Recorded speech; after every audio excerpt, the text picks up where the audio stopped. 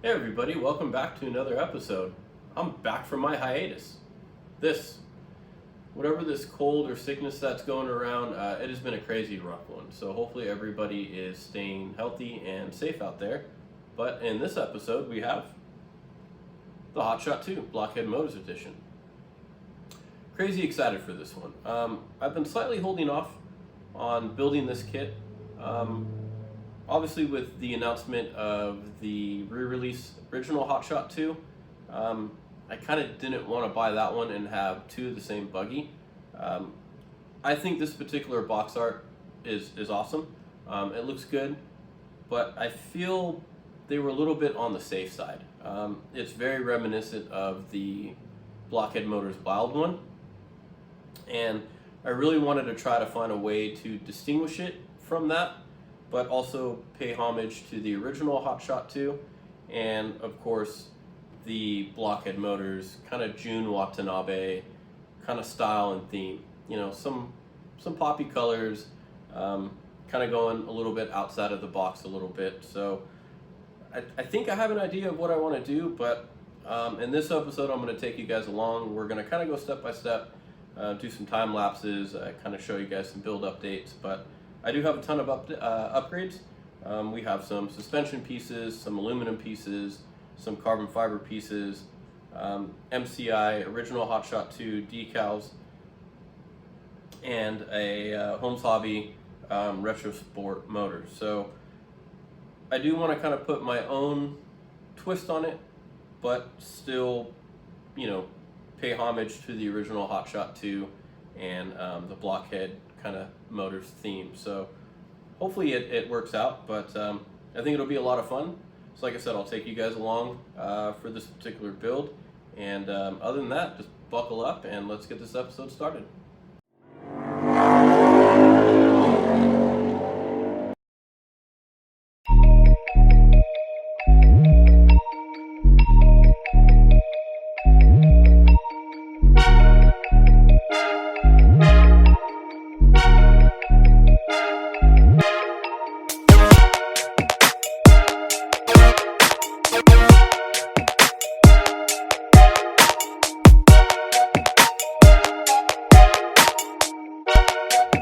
Alright, first step is the rear gearbox. This will be my first Hotshot style gearbox, so we'll start off with the time lapse.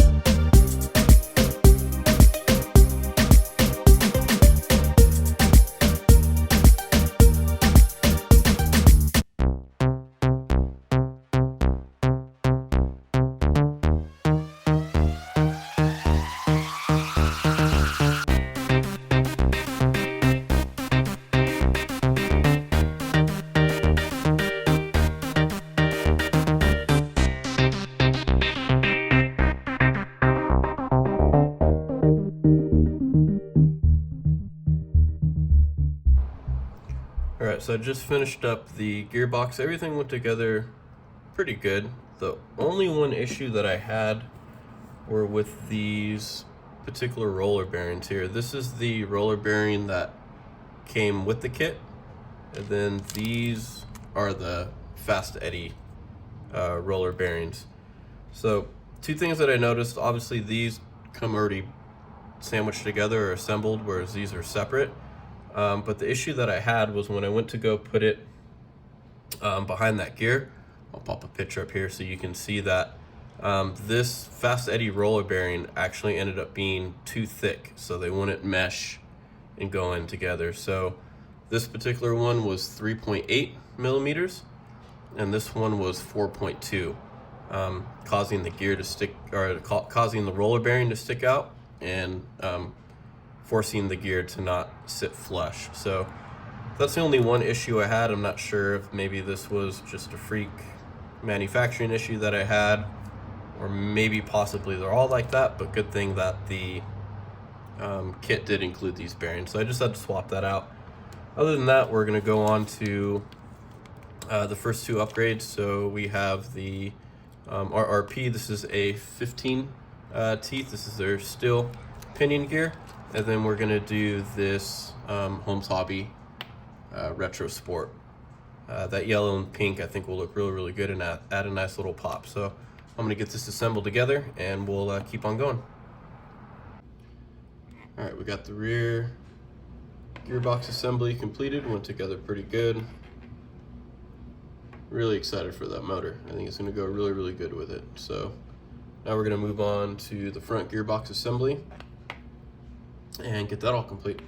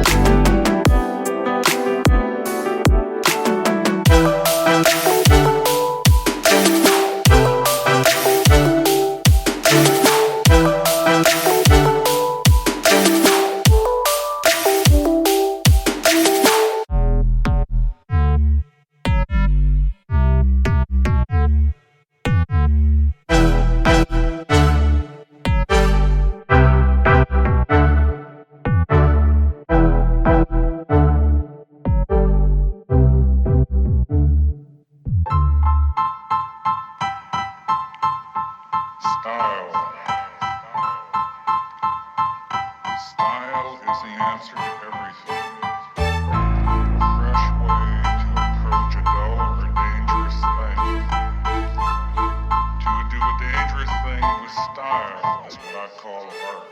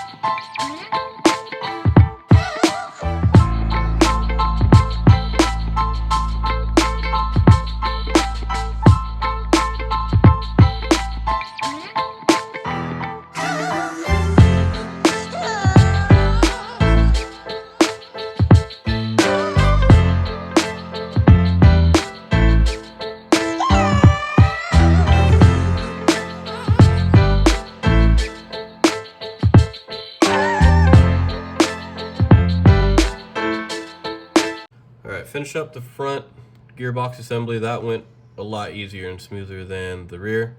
So moves super good, easy.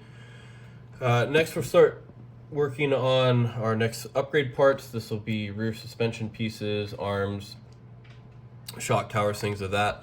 These are replacement pins.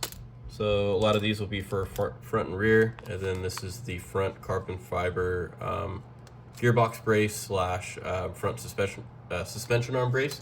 So really excited for that one. And then just some random Kyosho parts on a Tamiya funny.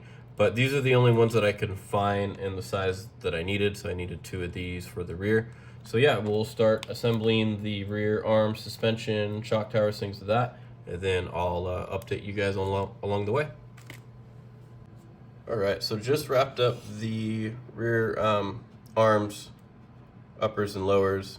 And these pins actually worked out really, really good. So nice movement, no binding.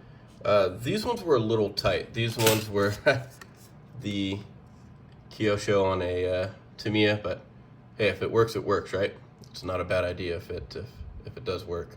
So these ones were super tight. These were the closest ones that I can find to actually fit right up in here. So these were actually 3x38 millimeter, but again, with them being suspension shafts, super fluid movement. So turned out really good. This particular kit right here, this RC Adong, it replaced these screw-in pins, the ones here, and then of course the ones there. So everything turned out super nice. Wow, get it. That was a nice Corvette.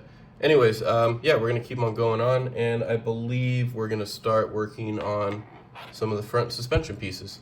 So stay tuned.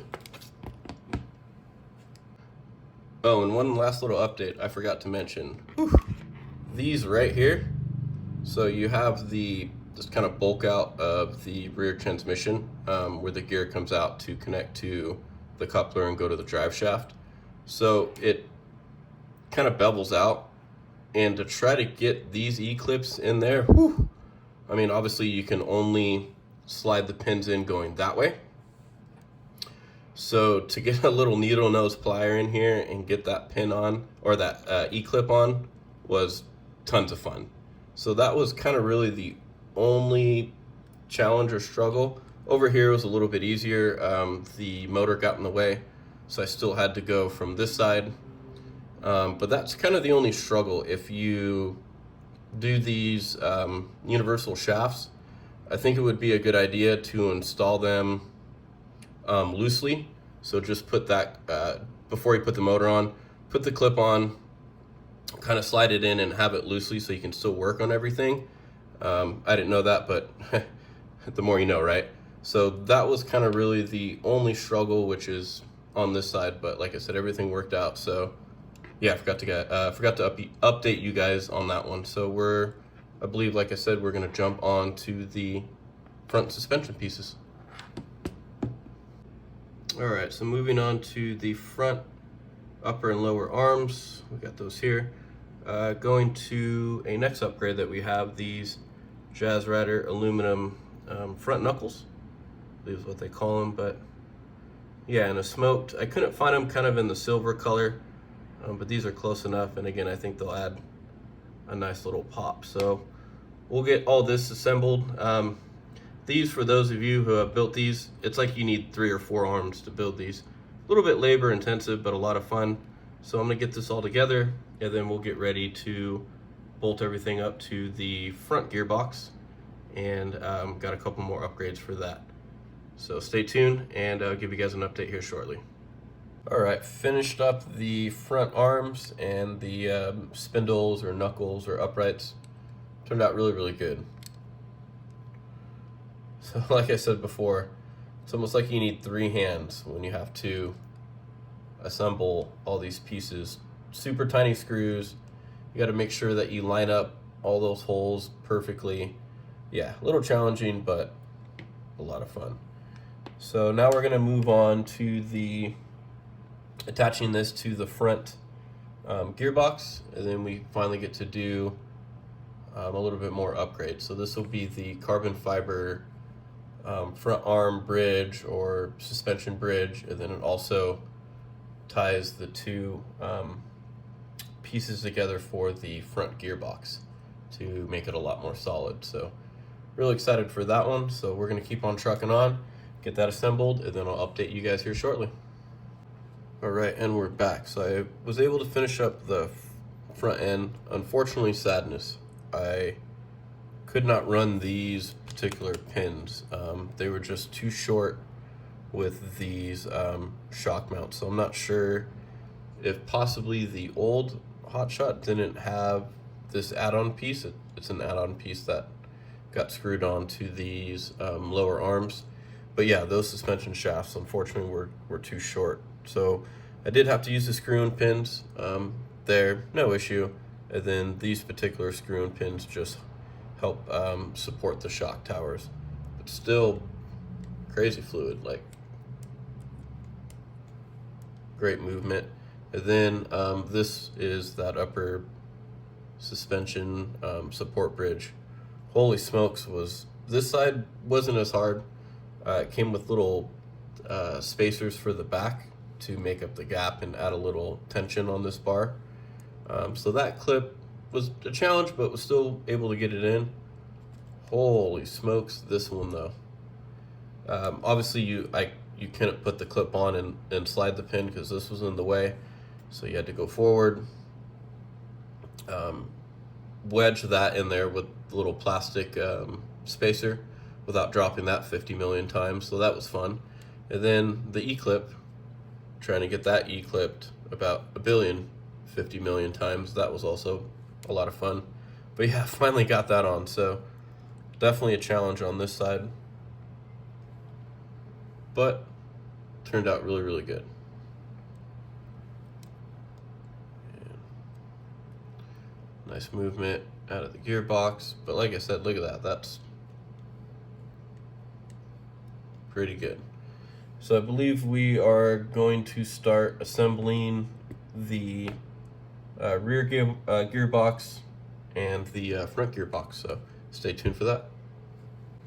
All right, and here we are, rear attached and the front attached. I actually forgot this was a pop-up that was included in the kit. It's an aluminum drive shaft. I think that's their attempt of trying to modernizing it for, newer brushless power or what have you. But yeah, I forgot about that. So that was really nice. Other than that, everything went together really, really easy. Those steps were actually probably the easiest part of the build. And then the sway bar mounts. So this front carbon fiber piece actually goes really well. Ties in nicely with those, with that front suspension sway bar mounts. So yeah, we're gonna keep trucking along. We're ready, looking really good, and really excited to get this one done. So I'll get you guys updated here. I think we're gonna mount the front sway bar and work on some, I believe, the under tray, so all the electronics and all that good stuff. So stay tuned and I'll keep you guys updated on that. All right, and we're all done. So got the front sway bar on. Man, do those hurt putting on. Like the fingers, I don't know if you can see, it's no fun, but got that on, so that's nice. And everything else went together. So I think this will wrap up the first episode.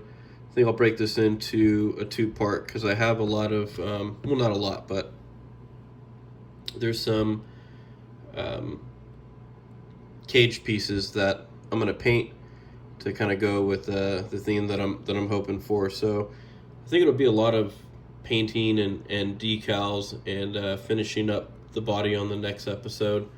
But other than that, it's been a lot of fun so far. A couple small issues here and there, but was able to overcome them pretty good. Man, let me tell you, the way these arms move I am super happy with that. So thank you guys, thank you everybody for tuning in and watching. This one's been a lot of fun, and I will catch everybody on the next one.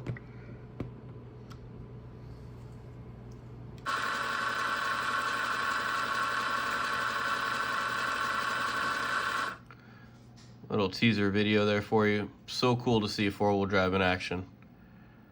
Rear, front, and see that drive shaft spinning. Super cool.